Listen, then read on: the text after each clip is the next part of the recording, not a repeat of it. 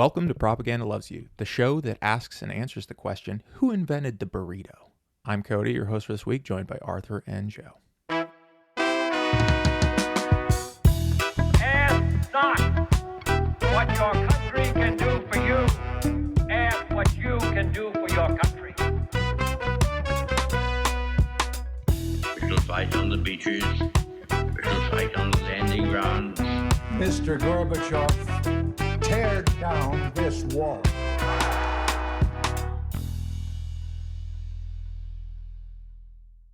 Okay, so for the main topic today, last week we started our introduction into the global disinformation space in general, starting with Russia, and kind of talked about the way that they approach information operations and the main characteristics of their disinformation being that it's high volume, multimodal, all of those major things. So for the main topic today, we're going to be talking about the couple other countries that have significant disinformation or propaganda arms. We'll talk about China, we'll talk about Iran, and we'll talk about North Korea. That's what I'm hoping to get through for this episode. We'll have like a wrap up probably that'll cover, what has been done globally against disinformation, how that's working out, but probably won't get to that in this episode. So with that, let's jump in. The next country that we're really going to focus on is China. Before we get into the details on China itself and start reading through some of the content that we have for that, I did want to talk briefly about some of the sources that we're using for this. Most of the sources that we're using are pretty standard. I think it's like Reuters and The Guardian. We have a bunch of articles from them. We also have threat reports from Meta that we're pulling from for this. The ones that I want to talk about a little bit more are the couple of think tanks and different institutes. The few that I'm going to talk through really quick is just the Hudson Institute. We have Merrick's, which I'll explain that in just a second. Graphica and the Atlantic Council are ones that we're sourcing from, so I want to give a quick rundown on these. The Hudson Institute is actually described as an American conservative think tank. All Sides gives it a media bias rating of slightly lean right. It indicates mostly moderately aligned with conservative, traditional, right-wing perspectives. Some of the donors for this, individuals 50%, investments is 18%, governments is 12%, foundations is 9%, corporations is 4%. It's received funding from its donor trust, but also smaller entities from ExxonMobil and the Koch family. So I guess you would think of that as more of kind of like a traditional conservative think tank that has been putting stuff out and who they're funded by. But just for awareness on that. The other one, it's Mercator Institute for China Studies, Merrick's is what it's called. So it basically aims to provide fact-based independent research on China to inform European public debates and decision makers. It's grounded in liberal-minded and democratic values. It's founded entirely by a private German foundation, Stiftung. It's mainly focused on interdisciplinary research on political, economical, and social, mainly focused on researching China and providing that information to the EU. And it's, like I said, funded mainly from German think tank there. So last two here, Graphica is a network analysis firm, and it uses AI to map and study online communications and conversations. It was founded in 2013 and mainly focused for publishing industry, and then it expanded to other commercial sectors and private sector customers. So it's like a research analysis firm. And then the last one, the Atlantic Council, is another nonpartisan organization. It was founded in 1961. It's really encouraging cooperation between North America and Europe. Officially, it's stated as nonpartisan, but it's got members from international groups. Influence Watch, we mentioned them the other day, is like the conservative investigative site that looks into nonprofits and whatnot. It describes it as, it does not hold one specific policy issue, but allows its many fellows researchers to take diverse points of view. I don't know if it's trying to say that's a bad thing or not, but in my opinion, that's probably a good thing. I don't know. But yeah, its founding is to really strengthen NATO and Atlantic alliances. So we'll include links to all these in the show notes, but just to give you an idea of where this information is coming from before we start talking about China. It's a really interesting topic. It's, obviously modern warfare in a way. Instead of missiles, it's like thought war, and it obviously evokes a lot of like 1984. All of those, whatever single lines they say, truth is a lie, all that. Just on the sources and stuff, when you were talking about like donors and different biases and everything, it kind of just in general sounded to me like, and this is what I always think about with perspective in terms of Russia and China and animosity between the so-called West and then these Eastern governments that the West is always in tension with. To me, it always is just a bigger tension between capitalism and historical attempts at communism or attempts at socialism, right? And this is where it sort of starts there, and then the context has changed. Obviously, Russia isn't a socialist government anymore, but the tension historically is still there. Is this like tension between these governments that have tried socialism in different forms and then the governments of capitalism, and that's where it's sort of going back and forth between. That's what it sounds like to me. So these institutions you're mentioning is just sort of aware that they're in the capitalist side of that tension. Mm-hmm. That's like the salient point to me. All right, so we'll jump right in here. So, we talked about Russia and their approach to this is mainly focused on divisive issues, and we talked about the ways that they do that. China's approach has traditionally been more focused on controlling narratives within their own borders, really focused on information associated with their own population and pushing specific narratives there. You probably have heard of the Great Firewall, which controls what kind of information can even be presented internal to China, what they can access. And that's been a lot of the focus in the past. I think recently there's been a shift in how China approaches disinformation or propaganda in general and what they call discourse power, which is essentially the strategy. And this is from China. It's not a hidden thing, right? This is what they also put out, right, officially. So it's not like this is a secret thing that they're trying to do. It's just the strategy that they have to make sure that one, China's voice is heard on the global stage, but it's also influential in shaping how the world looks at and thinks about China in general, right? There's more emphasis on that now than there was previously, and this is what they're calling like discourse power in the world. And, they can do this in a couple of different ways. Some of these methods are overt, like we talked about, right? Like this is their policy that they're pushing out and what they're trying to do. And then they also have covert strategies that have been uncovered by some of those investigative arms that I just talked about before. We'll talk about just a couple quick examples. And China and Iran and North Korea are not going to take as long as Russia just because, well, as we talk through, kind of understand why there. But one of the most prominent examples of kind of their covert efforts is a sprawling network that researchers had dubbed spamiflage. So there's a couple different organizations that have done analysis on this before. Like I mentioned, you have Meta, which does their own threat reporting, and then you have that in-depth analysis from Graphica, which is that analysis firm. So what it kind of looks like, or what they'd seen, was a high volume of activity, a lot of like sharing links, text posts, or memes, or different things like that, coming out of either fake personas, things that have been created specifically, accounts just to push this type of propaganda. But most of the time, when we talked about Russia, it was really focused on like trying to find issues that could create more divisiveness.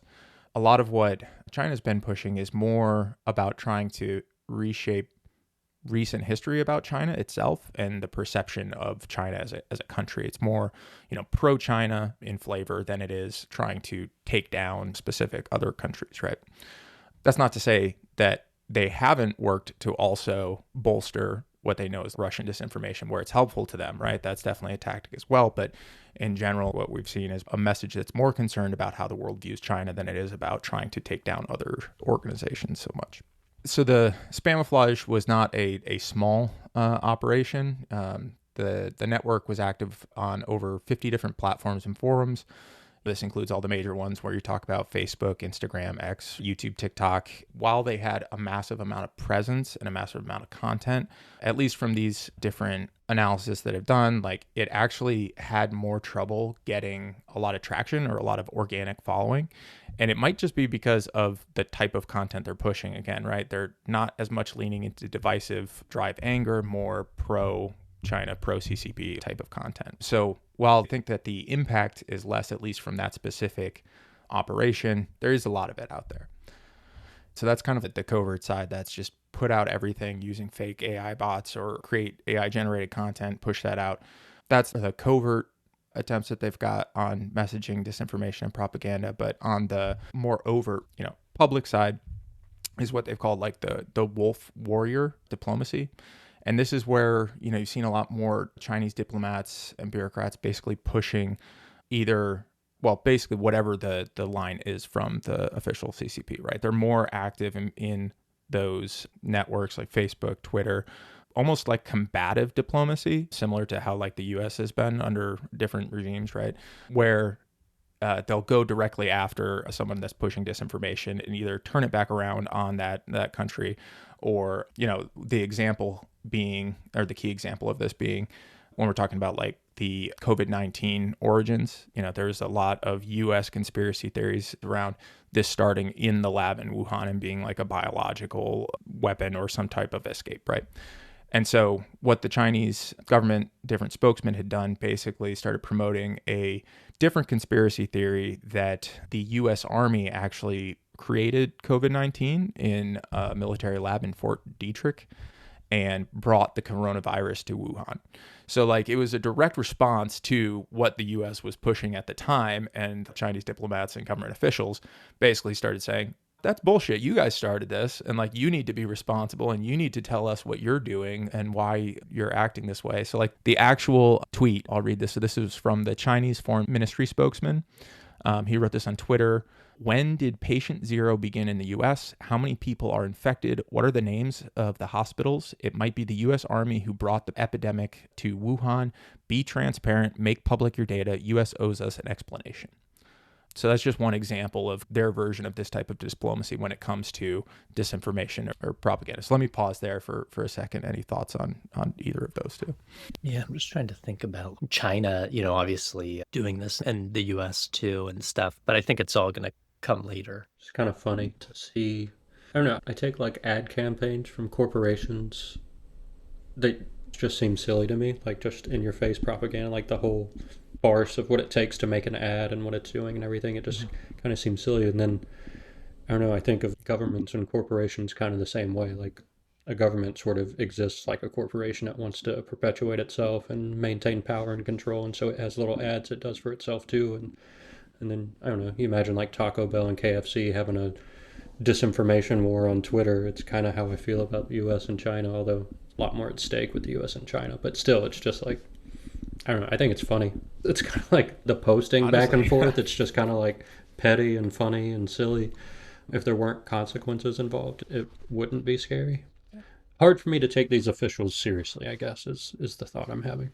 Yeah, I mean, the whole like the conspiracy theory and the COVID stuff, in my mind, it's hard to look at that from China and be like, why would you do that, or in any negative way in my mind, just because like it's literally coming from the US first. Like, you know, like it was US officials like that were saying that China caused this, China did this, China did that. And they're basically coming back and saying, no, you, but that's like, I don't know. Like it doesn't, it's almost less, it's certainly in my mind less nefarious than the covert actions and trying to seed things in. But I don't know. It's really hard to be mad at that, honestly. Like that specific example anyway. Okay. So the broader strategy behind these efforts is what analysts at places like the Merricks and Hudson Institute and the Atlantic Council, like we talked about earlier, call the pursuit of discourse power or image control. It's about the CCP, the Chinese Communist Party, trying to control its own story internationally. The key goals of this discourse power for them is to shape narratives, actively create and promote a positive image of China and the CCP while countering and neutralizing criticism. Xi Jinping has explicitly called for efforts to tell China's story well. They also want to influence elites, according to testimony from Miles Yu at the Hudson Institute. Part of the strategy involves elite capture, targeting influential figures in the West, intellectuals, business leaders, former officials, to echo and legitimize CCP narratives. They want to control the information space. You know, the ultimate aim, as you describes it, is ambitious for the CCP narratives to not just to be present, but also to prevail as the dominant or even the only global discourse on China. This includes efforts to have international bodies in other countries adopt CCP-approved language and norms, such as cyber sovereignty, which promotes the idea of strict state control over the internet. And they want to, last goal here is to undermine alternatives. You know, this strategy also seeks to undermine the confidence in Western democratic models and promote CCP's governance system as a superior alternative. And, you know, we got to close out the topic on China by talking a little bit about TikTok and what's going on there with the US and China. So the big thing with TikTok, I think back when we still had the Biden administration, there was a push to basically get rid of it in the US. I don't even know where that stands right now. Joe, do you still have TikTok on your phone? No, TikTok's still around. What had happened was it was sort of like a pass the baton situation between the Biden and Trump administration. Near the end of the Biden administration, this ban on TikTok was getting proposed and pushed in Congress.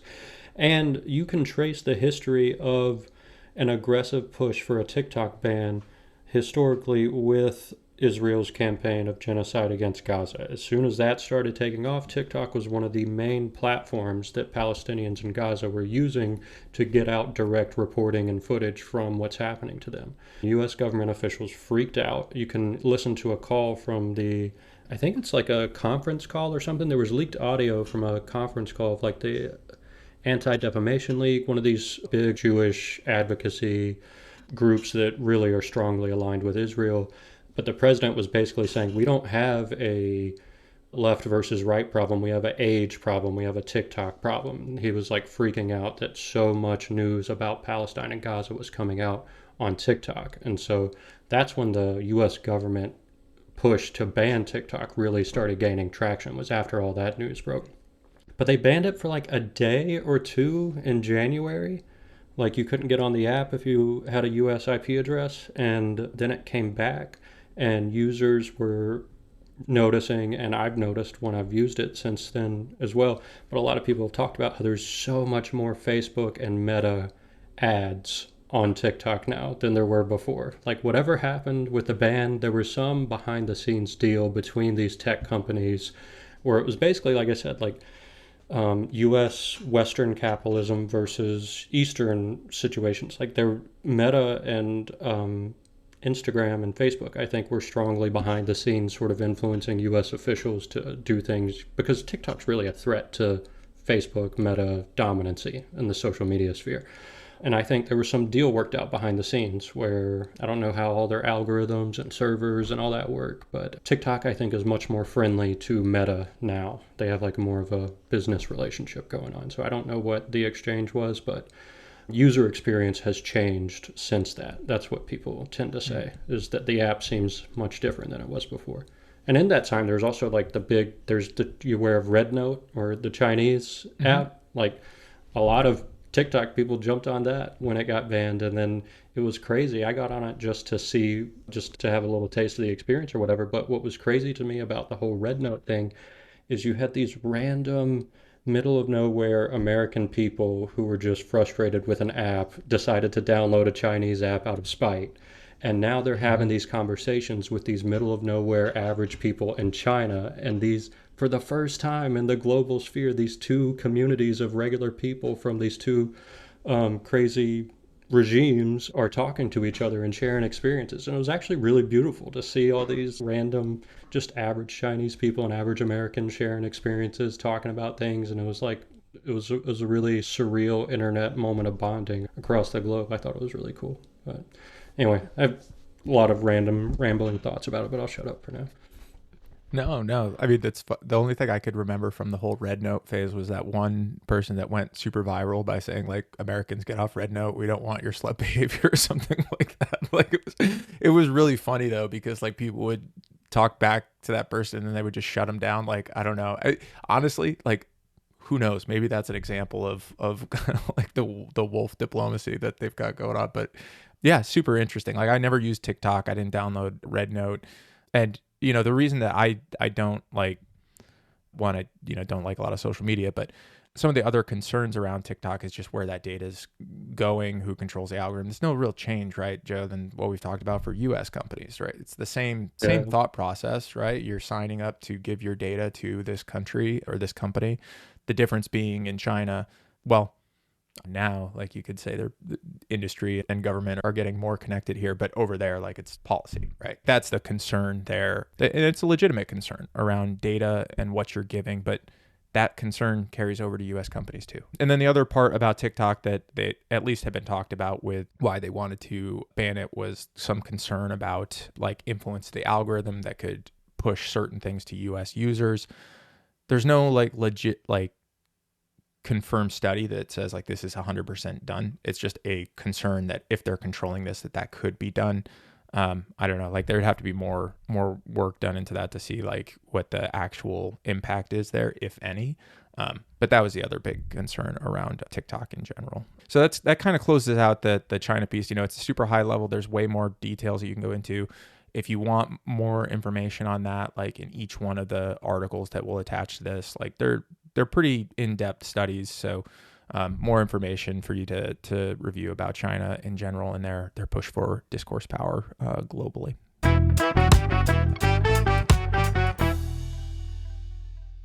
So moving on from China, we're going to talk about the Middle East a little bit, specifically talk about Iran, not on the same scale as Russia or China as far as like the amount of information that they're pushing out. And their, goals, at least it seems to be, are more focused on their borders and their like regional area with a lot of the information that they're pushing out to their neighbors. Basically the whole like Middle East, obviously a lot of that is focused on Israel and Palestine as well.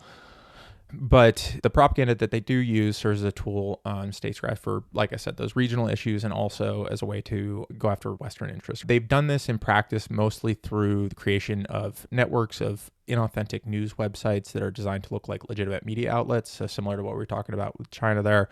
Reuters did an investigation and they basically uncovered like 70 of these different pseudo media sites that are operating around 15 different countries. So like, whatever it is propped up to look like actual CNN or whatever CNN equivalent is in country X, right? Like created a lot of these. Some of the sites had names like NileNet Online. These would push pro-Tehran narratives and anti-Western stories tailored to whatever specific region that content was going towards, right? It aimed to influence public opinion in countries where Iran has strategic interests, praising allies and stoking opposition to its rivals. The campaign known as Endless Mayfi exemplifies kind of like these impersonation tactics. The Iran-aligned network created websites that spoofed legitimate international news outlets, publishing false and divisive stories, critical of countries like US, Israel, Saudi Arabia. They even use what's called ephemeral disinformation, where the fake article is deleted after it gains some traction on social media, and then the link redirects to a legitimate impersonated news site. So it's basically harder to trace back to wherever that original disinformation was published out. Iran has had direct attempts to interfere with U.S. elections in the past.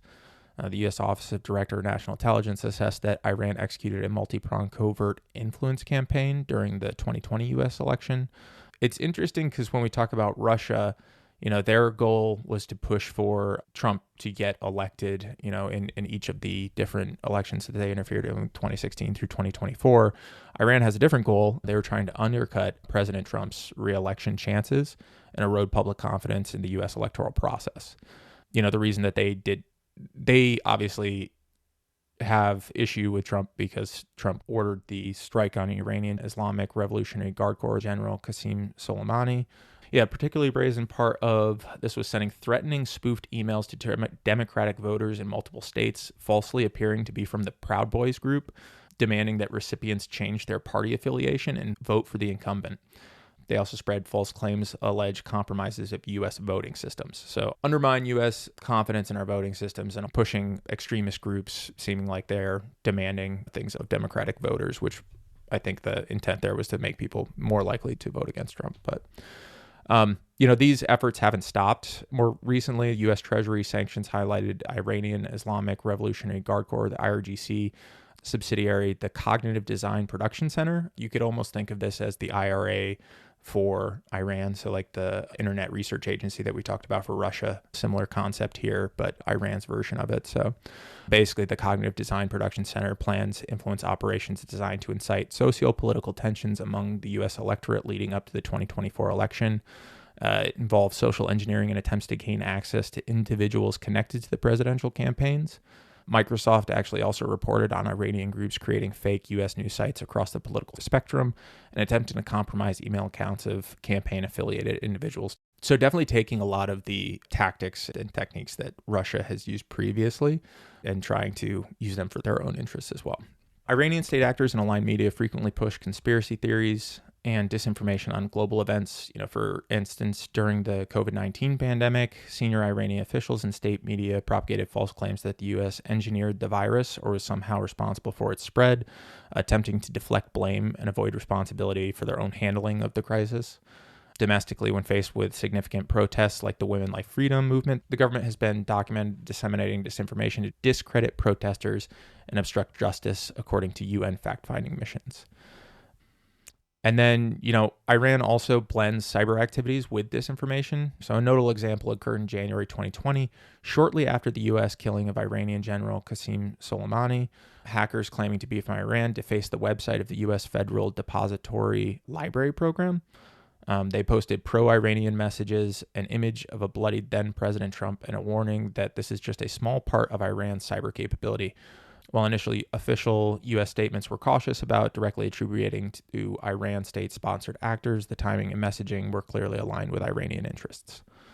Like other actors, Iran is adapting its techniques. There's evidence of Iranian operations using AI to generate or translate articles for their websites, and inauthentic online personas are a common feature of their campaigns.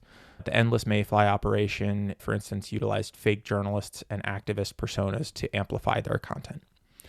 Yeah, so with Iran, we see a pattern of ideologically driven disinformation that uses a variety of techniques, similar to China, creating fake news outlets and impersonating legitimate sources, all the way to direct election interference, targeting Americans, and blending of cyber actions with propaganda.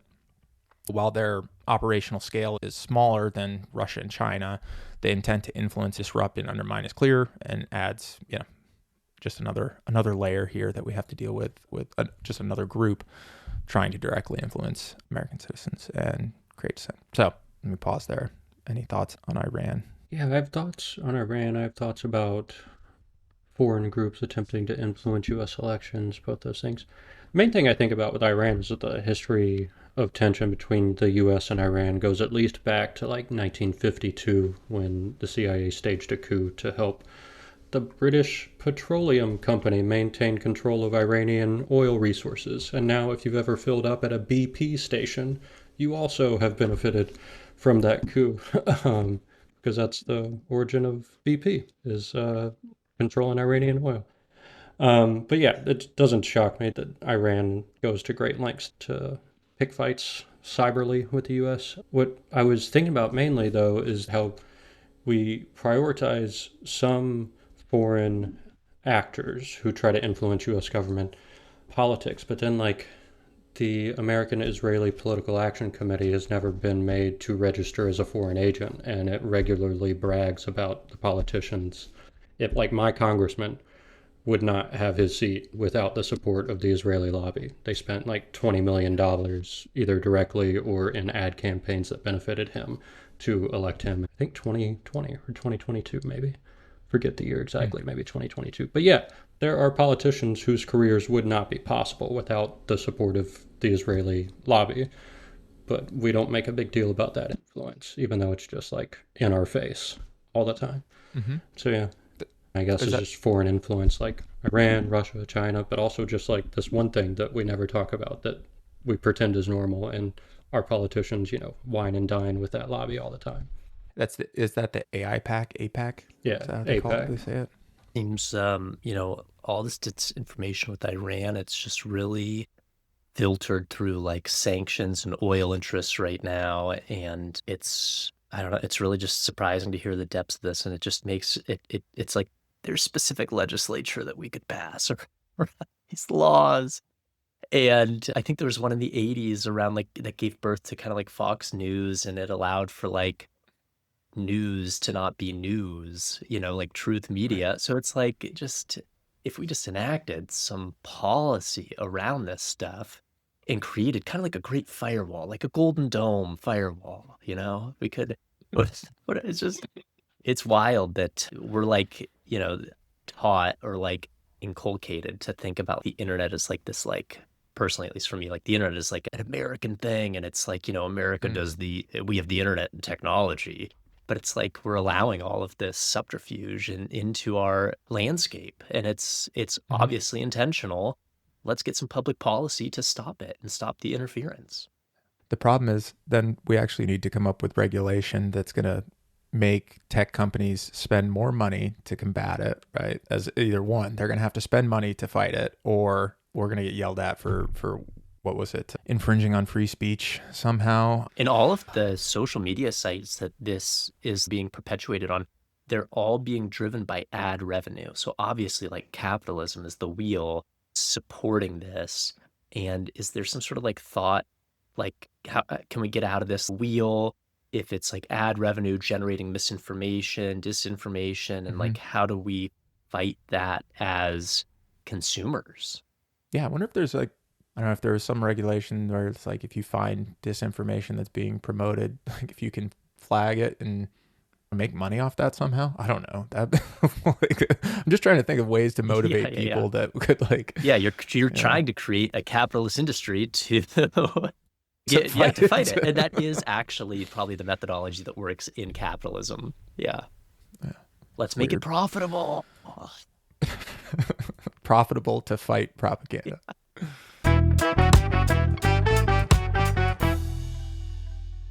So moving on from Iran, we're going to talk about our last global player here, which is North Korea. And, you know, North Korea, a lot of people might be wondering, like, why, like, what could North Korea be doing in the propaganda or disinformation space with the limited internet access that they have, right? I think this will get flagged somehow, but I got to find it again. It's supposed to be like a visual representation of internet nodes. It almost looks like the same if you looked at the world at night, like you see the lights. It's very similar, right? It's supposed to show that. North Korea is just like black. There's like nothing there. So it's an interesting thing to think about this country. However, you know, much like China, their propaganda is internally focused. They have gotten a little bit more into the global space, which we'll talk about in a second. But first, I just want to talk about their internal propaganda and myth making because it's quite extraordinary in some ways.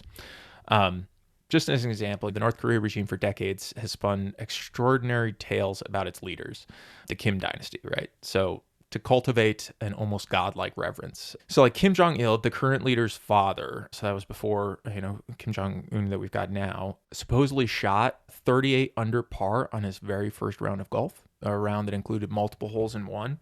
This feat was verified by all 17 of his bodyguards at the time. And his official biography also claimed he learned to walk at 3 weeks old and was talking at 8 weeks. More recently, in early 2022, North Korean state media, including, this is one of their newspapers, Rodong Sinmun, I'm definitely getting that wrong, newspaper, but made the claim that Kim Jong-il, so again, the previous leader of North Korea, had invented the burrito, which they called wheat wraps, and they did this back in 2011. Yep, this is pushed alongside an image of North Koreans enjoying these wraps, despite, you know, widespread food shortages in the country. And so, like, these are silly, right? Like, I mean, to anyone outside of North Korea, these are pretty silly claims. But the fact is, right, these are being pushed external, but they're really being created to build up their leaders as like almost godlike, right? Like to their internal populace, make them seem like they're not human or they're superhuman in some way, right?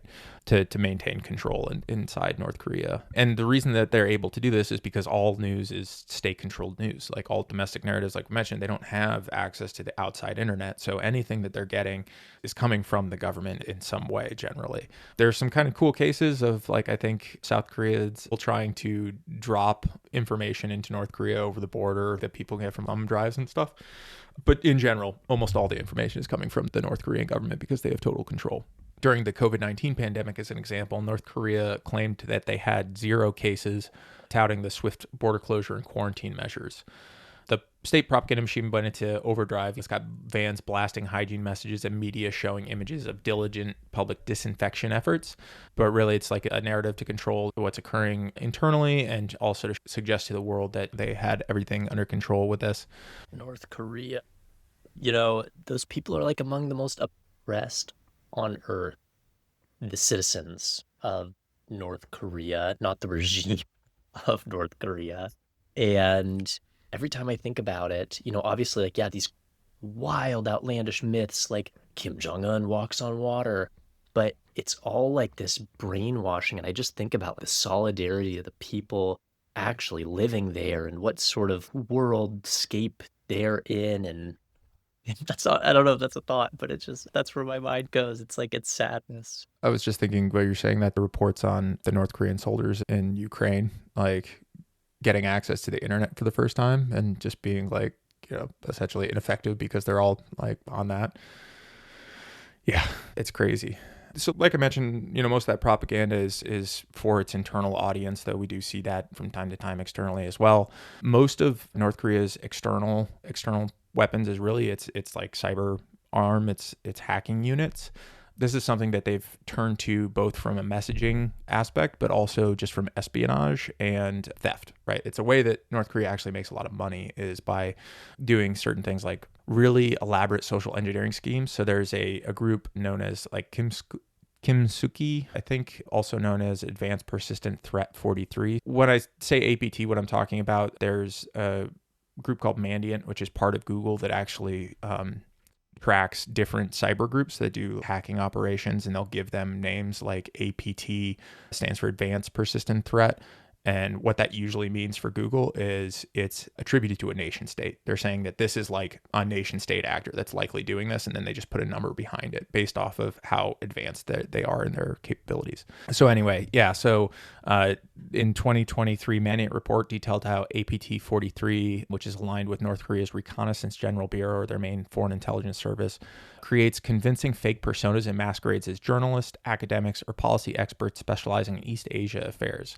They've impersonated Voice of America journalists to solicit information from experts and have used the tactics to collect intelligence on geopolitical events and foreign policy. Meticulously crafted emails, creating fake domains, and mimicking legitimate news outlets that we've seen from other groups. There was a pretty infamous group called the Lazarus Group, which is another one of North Korean state-backed entities. It's engaged with large-scale cybercrime, particularly targeting the cryptocurrency sector. In one campaign, Lazarus operatives set up fake companies in the U.S. complete with false identities, posted job listings on platforms like LinkedIn and Upwork, and to lure software developers. Applicants were then tricked into downloading malicious software disguised as test assessments, which allowed the hackers to steal credentials and cryptocurrency. So, it's theft of credentials, theft of cryptocurrency to continue to fund. These groups, including APT-37, are also involved in broader influence operations, spreading disinformation through various online channels, though often in a more targeted way than the large-scale campaigns that we've seen from other states. Kim Jong-un himself has referred to cyber warfare as an all-purpose sword, indicating its importance alongside nuclear weapons and missiles.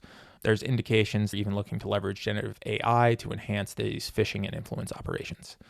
And so personal, no, this isn't part of the research or anything like that, but yeah, we've already seen instances, and you can find this online, of people going to job applications and they're not actually being a person, right? Like just being a artificially generated person on the other side that's trying to get this job. And what some corporate companies have seen is after they get the job, then it turns into corporate espionage and like trying to pull information that they've now gained access to.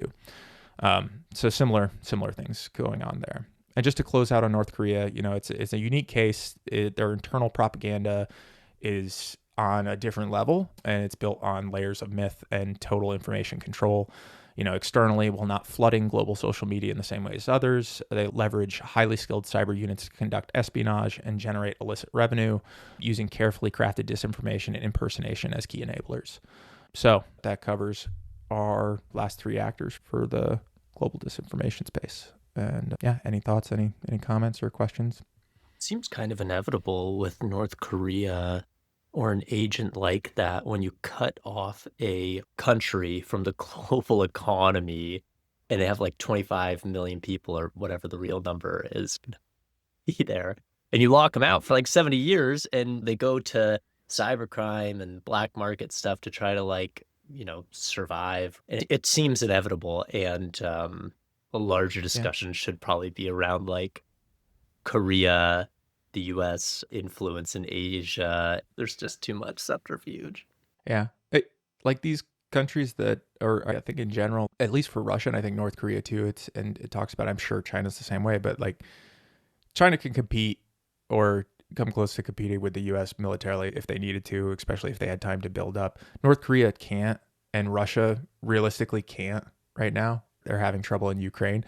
So they look at things like cyber weapons as an equalizer, because if you can do that a lot cheaper than you can to develop a nuclear missile, right? Or a new aircraft carrier or something like that.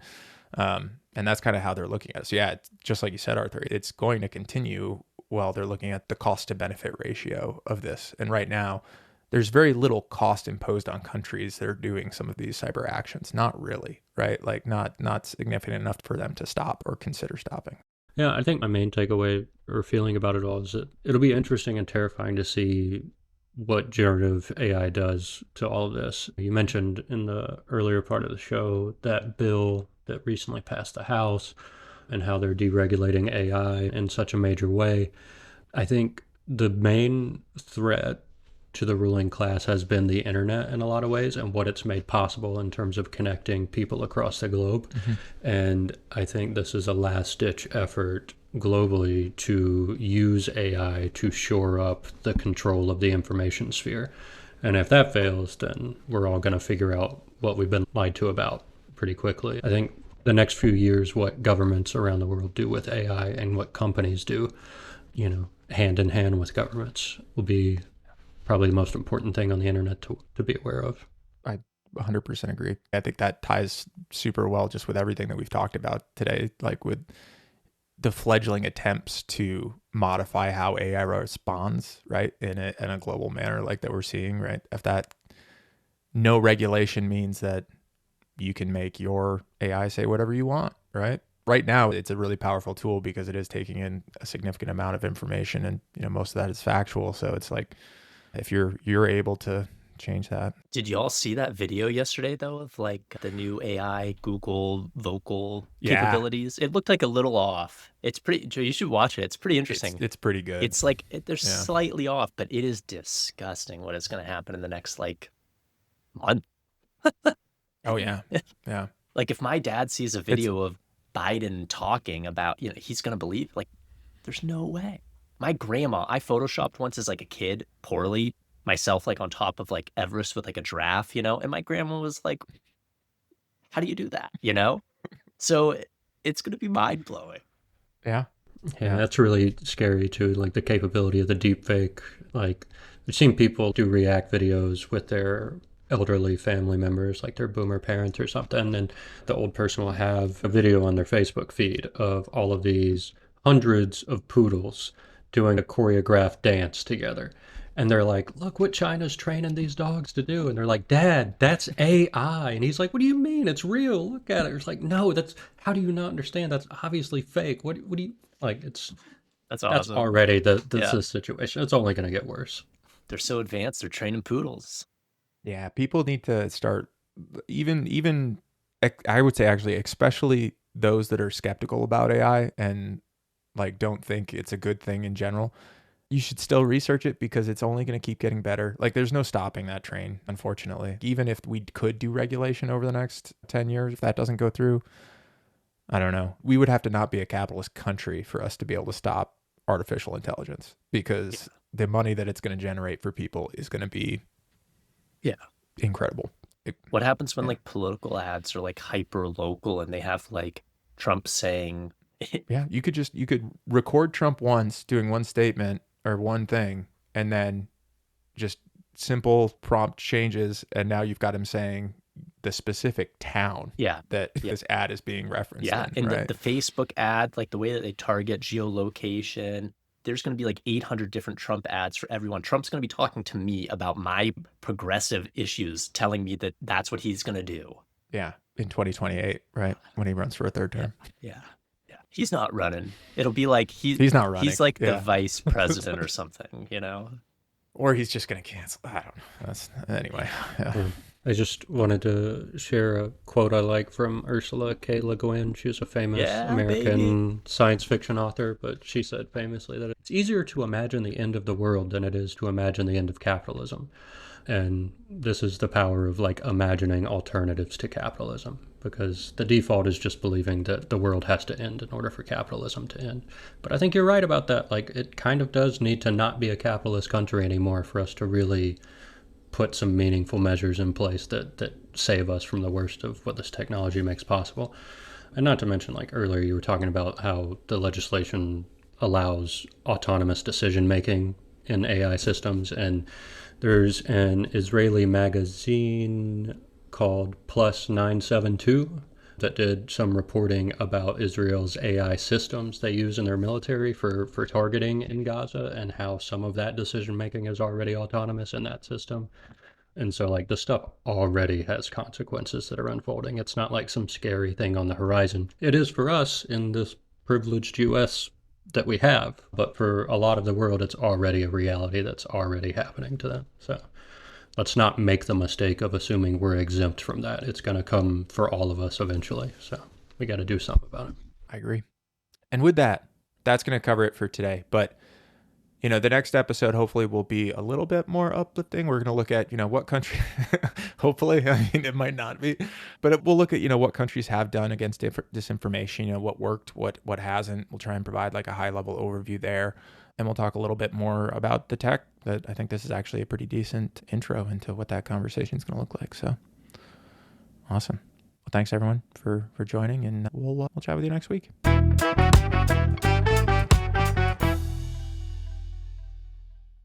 That's it for this week's episode. Thanks so much for listening and hanging out with us. If you enjoy the show, help us spread the word. Leave a rating or review and share it with your friends, family, or anyone you think would get something out of these conversations. Your ratings, reviews, and shares help this show grow, and the more people listening, the harder it is for propaganda to win. So until next time, stay aware, stay safe, and remember, propaganda loves you.